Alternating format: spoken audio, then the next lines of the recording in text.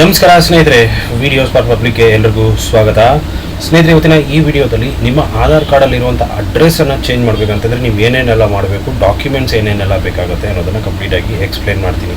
So ಇವಾಗ ತಮ್ಮ ಸ್ವಂತ ಊರನ್ನು ಬಿಟ್ಬಿಟ್ಟು ಹೊರಗಡೆ ಇರುವಂಥವ್ರಿಗೆ ಈ ಒಂದು ವಿಡಿಯೋ ತುಂಬ ಇಂಪಾರ್ಟೆಂಟ್ ಆಗುತ್ತೆ. ಯಾಕಂತಂದರೆ ಸೊ ಅವರು ಆವಾಗ ತಮ್ಮ ಬಾಡಿಗೆ ಮನೆಗಳನ್ನು ಚೇಂಜ್ ಮಾಡ್ತಾ ಇರ್ತಾರೆ. ಆವಾಗ ಅವರ ಒಂದು ಆಧಾರ್ ಅಡ್ರೆಸ್ ಕೂಡ ಚೇಂಜ್ ಮಾಡ್ತಾ ಹೋಗಬೇಕಾಗುತ್ತೆ. ಸೊ ಹಾಗಂತಂದರೆ ನೀವು ಅದನ್ನು ಚೇಂಜ್ ಮಾಡ್ತಾ ಹೋಗ್ಬೇಕಂತಂದರೆ ನೀವು ಏನೇನು ಪ್ರೊಸೆಸ್ ಆಗಬೇಕಾಗುತ್ತೆ, ಅದೇ ರೀತಿ ಏನೇನೆಲ್ಲ ಡಾಕ್ಯುಮೆಂಟ್ಸ್ ಬೇಕಾಗುತ್ತೆ ಅನ್ನೋದನ್ನು ಎಕ್ಸ್ಪ್ಲೇನ್ ಮಾಡ್ತೀನಿ. ವಿಡಿಯೋನ ಕೊನೆವರೆಗೂ ನೋಡಿ. ಇಷ್ಟ ಆದರೆ ಒಂದು ಲೈಕ್ ಮಾಡಿ, ಚಾನಲ್ಗೆ ಹೊಸ ಬಿಟ್ಟು ಸಬ್ಸ್ಕ್ರೈಬ್ ಮಾಡೋದನ್ನು ಮರಿಬೇಡಿ.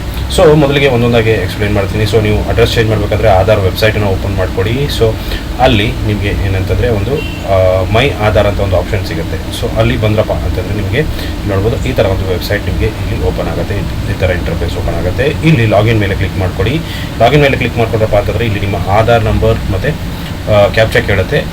ಅದೇ ರೀತಿಯಾಗಿ ನಿಮ್ಮ ಆಧಾರ್ಗೆ ರಿಜಿಸ್ಟರ್ ಆಗಿರುವಂಥ ಮೊಬೈಲ್ ನಂಬರ್ ಕಂಪಲ್ಸರಿ ಆಗಿರಬೇಕಾಗುತ್ತೆ. ಸೊ ಅದಿತ್ತಂತಂದರೆ ನೀವು ಈಸಿಯಾಗಿ ಏನು ಮಾಡ್ಬೋದು ಅಂತಂದರೆ OTP ಬರುತ್ತೆ. OTP ಹಾಕ್ಬಿಟ್ಟು ಲಾಗಿನ್ ಆಗ್ಬೋದು. ಸೊ ಅದಾದ ಮೇಲೆ ನಮಗೆ ಏನೇನೆಲ್ಲ ಡಾಕ್ಯುಮೆಂಟ್ಸ್ ಬೇಕು ಫಸ್ಟ್ ಅನ್ನೋದನ್ನು ತಿಳ್ಕೊಳ್ಳೋಣ. So list of supporting documents for enrolment and update. So ಹೊಸದಾಗಿ ಮತ್ತು ಅಪ್ಡೇಟ್ ಮಾಡೋದಕ್ಕೆ ಏನೇನು ಬೇಕಾಗುತ್ತೆ ಅನ್ನೋದನ್ನು ನೋಡೋಣ. ಸೊ ಮೊದಲಿಗೆ head of family basis enrolment ನೀವು ಮಾಡ್ಕೋಬೋದು, ಇಲ್ಲ ಅಂತಂದರೆ ಡಾಕ್ಯುಮೆಂಟ್ ಬೇಸ್ಡ್ ಎನ್ರೋಲ್ಮೆಂಟ್ ಮಾಡ್ಕೋಬೋದು.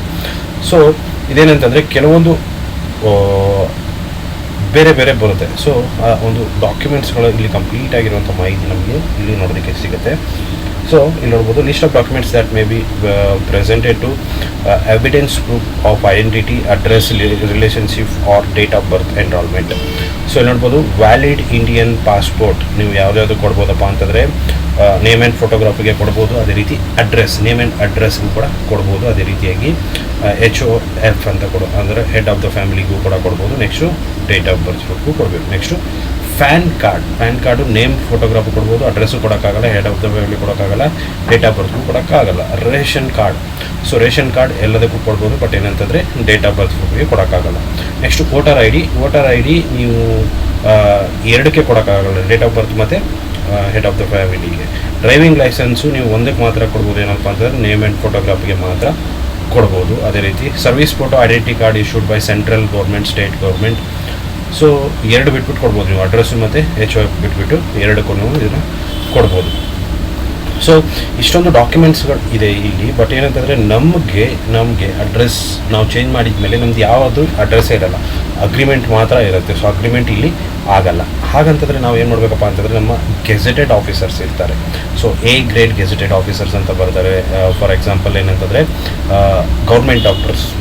ಸೊ ಅವ್ರ ಹತ್ರ ಹೋಗ್ಬಿಟ್ಟು ಒಂದು ಡಾಕ್ಯುಮೆಂಟನ್ನು ನೀವು ರೆಡಿ ಮಾಡ್ಕೊಂಡ್ರಪ್ಪ ಅಂತಂದರೆ ನೀವು ಏನು ಮಾಡ್ಬೋದಪ್ಪ ಅಂತಂದರೆ ಈಸಿಯಾಗಿ ಅಪ್ಲಿಕೇಶನ್ ಹಾಕ್ಬೋದು. ಸೊ ಅದು ಫಾರ್ಮ್ಯಾಟ್ ಕೂಡ ನಿಮಗೆ ಸಿಗುತ್ತೆ. ನಾನು ಬೇಕಂದರೆ ಇಲ್ಲಿ ತೋರಿಸ್ತೀನಿ. ಸೊ ಇಲ್ಲಿ ನೋಡ್ಬೋದು, ಇದು ಸರ್ಟಿಫಿಕೇಟ್ ಆಧಾರ್ ಎನ್ರೋಲ್ಮೆಂಟ್. ಸೊ ಇದು ಎನ್ರೋಲ್ಮೆಂಟ್ ಒಂದು ಅಪ್ಡೇಟ್ ಬಗ್ಗೆ ಇರುತ್ತೆ. ನೋಡ್ಬೋದು ಗೆಜೆಟೆಡ್ ಗ್ರೂಪ್ A ಆಫೀಸರ್ ಹತ್ರ ನೀವೇನಪ್ಪ ಅಂತಂದರೆ ಅವ್ರ ಹತ್ರ ಫೋಟೋ ಹಾಕ್ಬಿಟ್ಟು ಸಿಗ್ನೇಚರ್ ಎಲ್ಲ ಮಾಡಿಸ್ಕೊಂಡು ಬಂದು ಇದನ್ನು ಸ್ಕ್ಯಾನ್ ಕಾಪಿ ಹಾಕ್ಬಿಟ್ಟು ನೀವು ಅಪ್ಡೇಟ್ ಮಾಡಿದ್ರಿ ಅಂತಂದರೆ ನೀವು ಏನು ಮಾಡ್ಬೋದಪ್ಪ ಅಂತಂದರೆ ಈಸಿಯಾಗಿ ಅಪ್ಡೇಟ್ ಮಾಡ್ಕೊಬೋದು. ಸೊ ಇಲ್ಲಿ ನೋಡ್ಬೋದು, ಇದು ಈ ಥರ ಫಿಲ್ ಮಾಡ್ಕೊಂಡ್ಬಿಟ್ಟು ನೀವು ಅಪ್ಡೇಟ್ ಮಾಡ್ಕೋಬೋದು. ಸೊ ಇಷ್ಟು ಇವತ್ತಿನ ವಿಡಿಯೋ ಸ್ನೇಹಿತರೆ. ವಿಡಿಯೋ ಇಷ್ಟ ಆಗಿದೆ ಅಂದ್ಕೊಂಡಿದ್ದೀನಿ. ಇಷ್ಟ ಆಗಿದ್ದರೆ ಲೈಕ್ ಮಾಡಿ, ಶೇರ್ ಮಾಡಿ, ಸಬ್ಸ್ಕ್ರೈಬ್ ಮಾಡೋದನ್ನು ಮರಿಬೇಡಿ. Thank you so much.